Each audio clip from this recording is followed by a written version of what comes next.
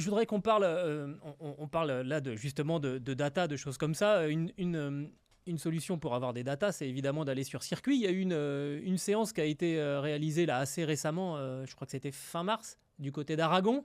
Oui. Et il y avait un petit jeune, un petit débutant, un Allemand qui est venu débarquer, voir comment c'était une voiture d'endurance de chez Porsche, un certain Sébastien Vettel.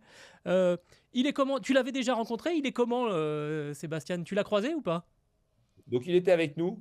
Déjà, euh, j'ai vraiment apprécié son côté abordable, simple et pas, il n'est pas arrivé pas arrogant. Il était là pour avant tout se faire plaisir et le voir sortir de la voiture avec le sourire, c'était vraiment agréable. En tant que pilote, on est tous pareils, on partage la même passion. Donc il était vraiment abordable. Il a vraiment fait du bon travail, c'est-à-dire qu'il était là avec nous sur cette thèse d'endurance qui est quand même une responsabilité parce qu'on est là et nous, il faut qu'on enchaîne les relais pour voir si on est fiable.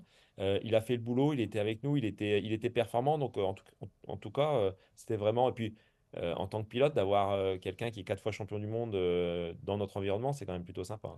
Enfin, Sébastien Vettel, on le connaît, hein. Il a fait du simulateur chez vous pour préparer ce test-là.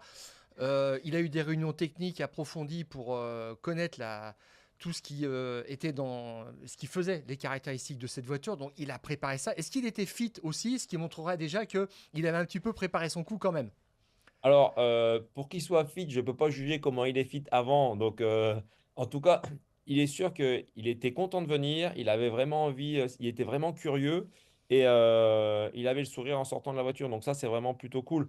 Euh, Après, bon, je pense que quand on a l'expérience qu'il a, il est sûr que les voitures sont quand même assez complexes. On ne peut pas se permettre d'arriver et monter dans la voiture sans préparation. Donc, là-dessus, il est arrivé avec la préparation, entre guillemets, minimale mais avec les choses bien faites, parce que quand on regarde le nombre de boutons, à l'heure actuelle, on était à l'atelier il n'y a pas très longtemps, et on voit, il y a aussi la 919 qui est là, et le volant, la 963, est plus complexe que le volant de la 919. Donc, tous ces systèmes sont vraiment assez compliqués. Et donc, il est arrivé, il a bien préparé, et ça, c'était plutôt cool, parce que, encore une fois, il est monté dans la voiture, il était performant tout de suite, il n'a pas été, sa phase d'adaptation a été très rapide. Donc ça, Bon, c'était vraiment ça.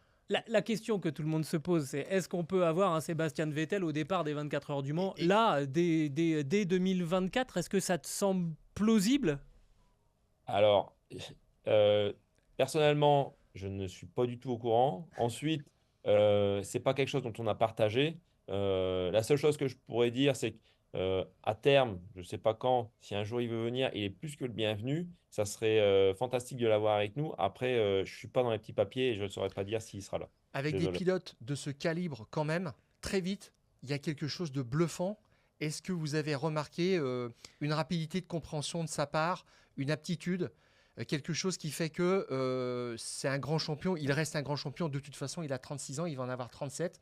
C'est un Euh, genou par rapport. pour de l'endurance, voilà, si il démarre une carrière, il a 7-8 ans devant lui, sans problème, avec l'éthique de travail qu'il a, avec la préparation physique.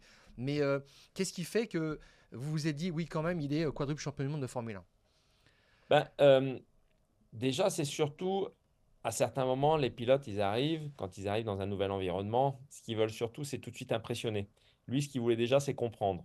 Il voulait comprendre, ce que j'ai beaucoup apprécié, il voulait avoir un maximum, en fait, être capable de gérer un maximum de choses quand il va monter dans la voiture et c'est surtout euh, pas laisser beaucoup de choses au hasard. Et c'est là-dessus où on peut bien voir son professionnalisme, c'est-à-dire que il évite de se mettre dans une situation où, quand il est dans l'inconnu, où il y a quelque chose qu'il ne maîtrise pas parce qu'entre guillemets, ça vient d'arriver, ça, c'est des situations en tant que pilote, on n'apprécie pas énormément parce qu'on se retrouve, entre guillemets, un petit peu À subir. à subir en position de danger. Et j'ai beaucoup aimé son côté, ok, j'essaie, entre guillemets, d'être capable de réussir à avoir un maximum d'éléments que je maîtrise pour être capable de, moi, délivrer la meilleure performance possible. Donc ça, c'était vraiment sympa. Alors, on est juste entre nous, hein, le chrono qu'il a fait, parce qu'il n'y a rien qui a circulé. Ça reste entre nous. Voilà. Je sais pas.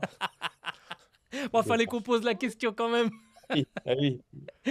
Mais Là, il a été performant. Oui, ça serait pas étonnant que de toute façon, il s'affole pas, qu'il ne cherche pas spécialement un chrono qui ne voudrait pas dire grand-chose, où il peut taper un chrono, mais derrière, qu'est-ce qu'il y a, combien Oui, oui. de tours il est capable de faire avec le train, ou c'est peut-être un Mm. chrono pour une pole, mais après, tout le travail commence sur un long relais.